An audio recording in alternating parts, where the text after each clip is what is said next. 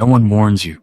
They tell you to work hard, to plan ahead, to be careful, as if careful is enough, as if the universe negotiates, but then it happens. The diagnosis comes without warning. The economy collapses overnight. The person you trusted most becomes the person who destroys you. The thing you spent years building disappears in a season. And suddenly all the plans and carefully constructed life you assembled means nothing. This is not a modern problem. Rome knew this. The greatest empire the world had ever seen, roads stretching across continents, armies that made kings kneel, cities of marble that seemed built for eternity. Rome knew that power changes nothing about suffering. Emperors buried their children. Men who commanded millions woke up to plague and betrayal just like everyone else. A plague swept through the empire and killed millions. Wars on the northern border never seemed to end. Inside the palace walls, conspiracy and poisoning were as common as bread. And the man sitting at the center of all of it was a philosopher named Marcus Aurelius, who wrote in a private journal that no one was ever meant to read. The world is change. Life is opinion. He was not writing from comfort, but from the wreckage. And it was precisely from that wreckage that one of the most enduring philosophies in human history was born. This is the world that made Stoicism necessary, and it looks a great deal like yours. In the winter of 169 AD, a Roman general stood on the Germanic border surveying the aftermath of a lost battle. Half his men were gone. The ground was frozen and dark with blood. Every formation he had drilled and every strategy he had trusted had failed. He had two choices in that moment. He could interpret what lay before him as the end, a proof of his inadequacy, an evidence that the gods had abandoned him. Or he could interpret it as something else entirely, as information, as a lesson written in the most brutal ink possible about what needed to change and what could be learned. The general who survives is never the one who felt no pain. It is the one who chose what to do with it. This is the first and most fundamental principle of Stoic thought. It is not what happens to you that determines your experience of life. It is how you interpret what happens to you. Marcus Aurelius wrote that everything is interpretation. He was careful to note that this is not literally true. Suffering and death are real. But as a mental discipline applied to daily life, it changes everything. Think about what this actually means. Two people lose their income in the same economic collapse. One interprets it as ruin, final and irreversible. The other interprets it as a forced redirection towards something that matters more. Same event, but completely different realities. Not because one person is deluding themselves, but because one person has trained their mind to look for what can still be done rather than mourning what cannot be undone. Your mind is an active interpreter of it, and you have far more control over that interpretation than you have ever been led to believe. Between the event and your response, there is a space. The Stoics dedicated their entire lives to widening that space, to creating, through practice and discipline, a gap between what happens and how they react, a gap in which reason, rather than panic, could operate. And then the Stoics offer something further still. They remind us that nothing happening to you right now is truly new. In every crisis and every humiliation, someone has stood exactly where you are standing, in Rome. In every civilization that rose and crumbled before yours, the faces change, but the human condition does not. Your partner betrays you. The institution you gave your loyalty to discards you. These things have happened before, in every corner of the world, across the entire span of recorded history. This is not meant to minimize your pain, but to give it proportion. To remind you that you are not uniquely cursed and not facing something that has no precedent. Others have stood in this fire. They endured, and so can you. Master your interpretations. It is the foundation upon which everything else the Stoics teach is built. And it begins not with your circumstances, but with your mind. In 165 AD, a plague arrived in Rome. It had come from the east, carried back by soldiers returning from war. Within months, it was everywhere. In the legions, the markets, the houses of senators, and the hovels of slaves alike. It killed 5 million people over the course of 15 years. Marcus Aurelius governed through all of it. He did not retreat or collapse, and in his private journal, he wrote something that initially seems almost incomprehensible given what surrounded him. He did not pray for the plague to stop. He prayed for the strength of character to endure it, because Marcus Aurelius understood something that takes most people a lifetime to accept, if they ever accept it at all. Adversity is not an interruption of life. It is a feature of it. The illness, the betrayal, the economic ruin. These are not aberrations. They are woven into the fabric of existence itself. They always were, and no amount of planning or power changes that fundamental truth. The universe is indifferent to your plans. This sounds brutal, but there is a profound freedom hiding inside it. Most of our suffering is not caused by hardship itself. It is caused by our resistance to the fact of hardship, by the quiet, furious belief that difficulty should not be happening, that we are owed a smoother road, that something has gone wrong. But the Stoics say nothing has gone wrong. When you stop fighting the existence of hardship and begin dealing with the reality of it, something fundamental shifts. Marcus Aurelius described the ideal as being like a headland against which waves endlessly break. The headland does not negotiate with the sea or rage against the waves. It simply stands, and in standing, tames the fury of the water around it. But the Stoics do not stop at acceptance. They argue that adversity is not merely tolerable, it is necessary, that it is precisely through difficulty that we discover what we are made of and become more than we were. The hardship you are enduring right now is not just something to survive. It is forging something in you that comfort never could. The obstacle is the way. When something stands between you and where you need to go, every instinct tells you to remove it or go around it. But Marcus Aurelius suggests a different reading of the situation entirely. The obstacle itself, when met with full honesty and engagement, often becomes the path forward. Rome did not build the greatest empire in history by avoiding difficulty. It built it by converting difficulty into forward motion, over and over again, for centuries.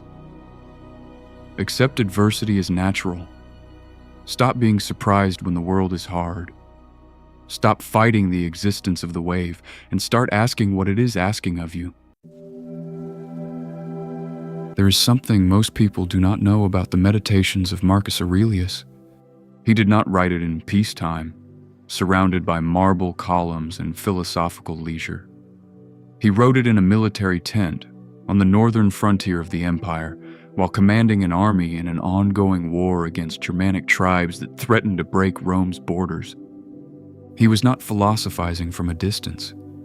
He was philosophizing while doing the hardest thing imaginable, governing, leading, losing men, carrying a weight no human should bear alone.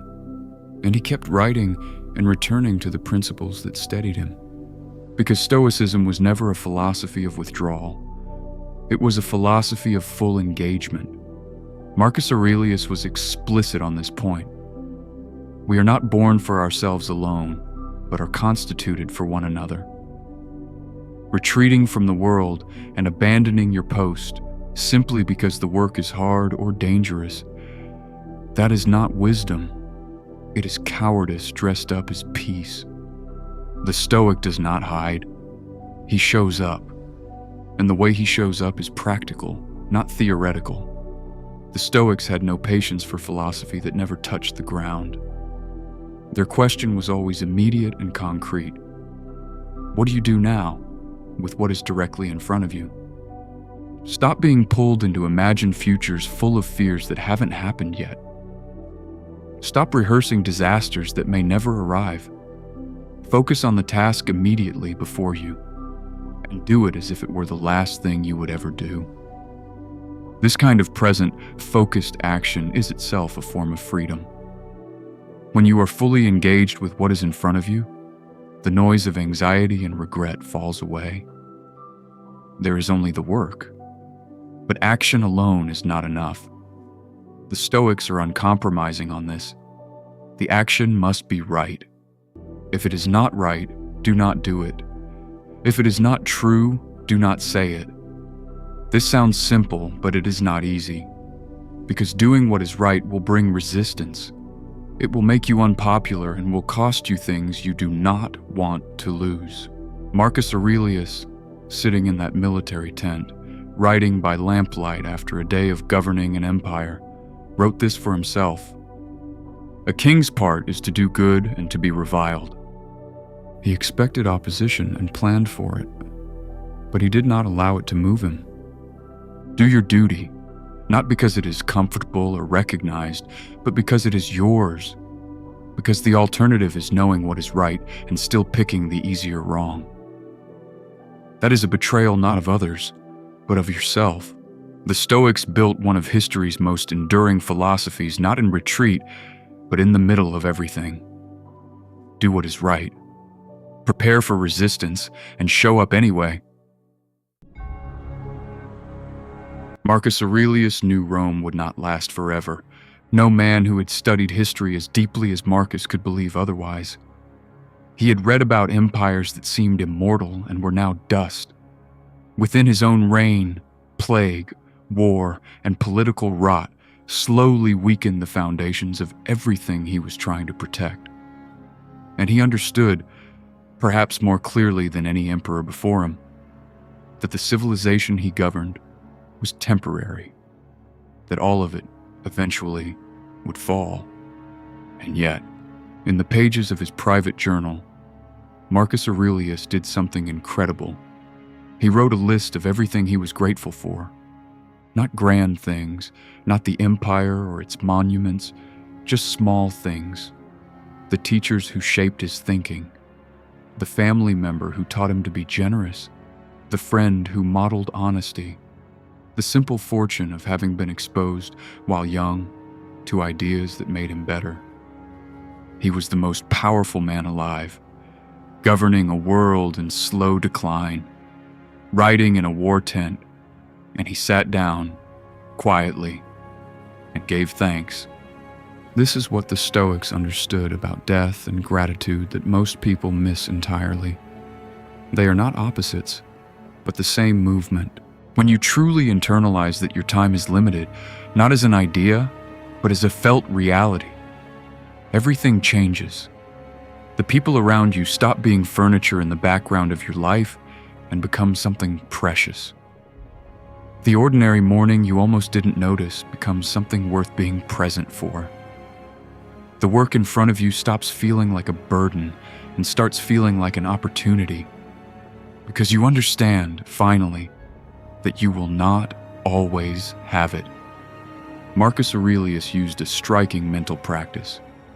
He suggested imagining that every year of your life behind you is already dead and gone, and that from this moment you are living a new, shorter life. What would you do differently with that life? What would you stop postponing and finally begin? Most of us live as though time is a resource that replenishes, as though there will always be another chance to start. The Stoics, who lived through plague and war and the collapse of certainty, knew better. The time for action is now. Do not seek approval from people whose opinions will mean nothing when you are gone. Quit performing a version of yourself designed for an audience. Stop waiting to feel ready. Instead, decide what you actually value and start living toward it before it is too late to begin. And then, in whatever time remains, Give thanks, not because life is easy or fair, but because you are here, capable of thought and love and choice in a world that did not have to include you at all. Rome fell. First the edges, then the center. The eternal city, the marble streets, the empire that once seemed as permanent as the sky, reduced to memory and ruins. But what survived Rome was not its armies nor its architecture. It was the quiet, unbreakable discipline of men and women who learned to master their interpretations when the world gave them every reason to despair. Who accepted adversity not as punishment, but as the price of being alive. Who showed up fully and acted rightly even when no one was watching and nothing was guaranteed. Who remembered every single day that their time was limited, and let that remembrance make them grateful for everything still within reach. Stoicism was never meant to make life easy. It was meant to make you unbreakable inside a life that isn't. The world that made Stoicism necessary has not changed. Illness still arrives without warning. Economic collapse still destroys what generations built. Evil still finds its way to power. And empires, the ones built in stone and the ones we build quietly inside ourselves, still fall. The only question Marcus Aurelius ever really asked, sitting in that tent on the edge of an endless war in a world with no certainty, was this: when the world shows you what it truly is, who will you be? That question is still waiting for your answer.